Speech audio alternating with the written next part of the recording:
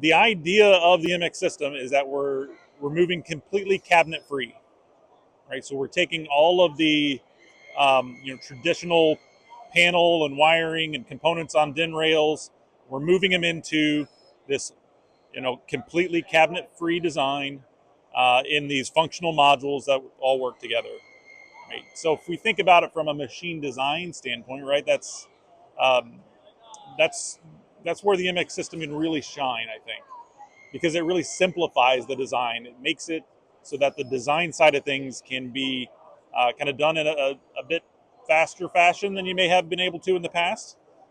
Could maybe even rapidly prototype something by plugging a few modules together, right? Test it out, see if that makes sense, see if that works. The MX system itself, the M in MX, stands for modular.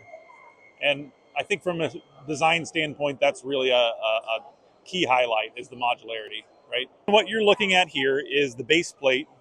It's really kind of the backbone for everything in the MX system, right? It really consists of a power board on the bottom that distributes the high voltage power. So we're talking 480 volts AC. We're talking the high voltage DC for servos and VFDs. And then we have the low voltage side, the 24 and 48 volts with communication. And really, what I like to highlight is that the MX system on the backbone side, on the base plate side, really is just power and data distribution. If you think of a traditional cabinet, all of the Ethernet cables you might have, which is nice nowadays, simplifies a lot of things. Now we don't even need that; it's built into the base plate.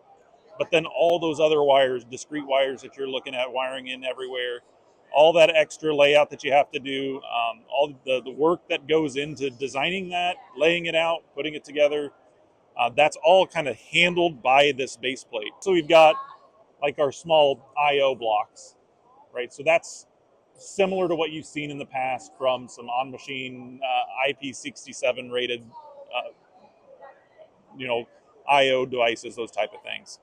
Where we're different here is that we're taking not just those and not just the drives and motors, which is already a trend, but also moving the mains disconnect, the power supply that goes with that, right? 24 volt power supply. We're also talking about the IPC itself, where we're doing our PLC control, our CNC control, motion type stuff. We're putting all of those in this form factor and getting them outside of the cabinet. So we really do believe you can get the entire cabinet outside and on the side of a machine, bolted up simply, connectorized between all these modular functionalities, right? And when we looked at this and we're thinking about it for the U.S., we kind of broke it down into some advantages for like an OEM machine builder, but also like the system integrators advantages and the end users advantages. And of course, here at the show we're at here, we tend to be thinking about the OEM that's building those machines that are also exhibiting at this show. But I think it makes a lot of sense because others that are visiting are buying from those machine builders and they're the end users actually using it. And the advantages are similar, but just a little bit different, right? The simplification of installation and design, it's great for the OEM. The end user goes, okay, what does that do for me, right? So the end user, on the other hand, is really going to see advantages from ease of maintenance, ease of diagnostics, right? You don't have to open a cabinet to figure out what's going on with these modules. You got the LEDs on the front.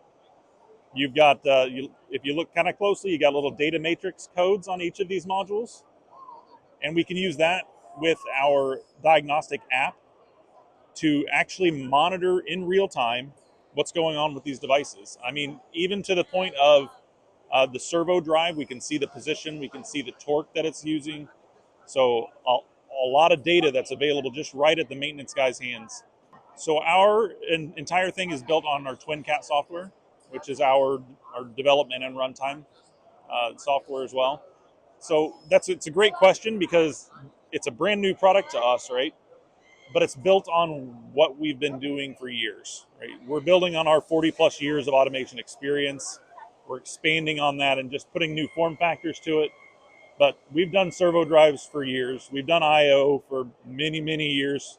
We've been a PC-based control for as long as we've been around, right? So our TwinCAT software being kind of that base of how all of that works on the controls side of thing is definitely the key. Plus EtherCAT from the communication standpoint, because I think that's the other part that's really key. EtherCAT, being our field bus of choice, obviously, is really how we can make this work, make it flexible, make it modular, by utilizing that the fastest field bus out there.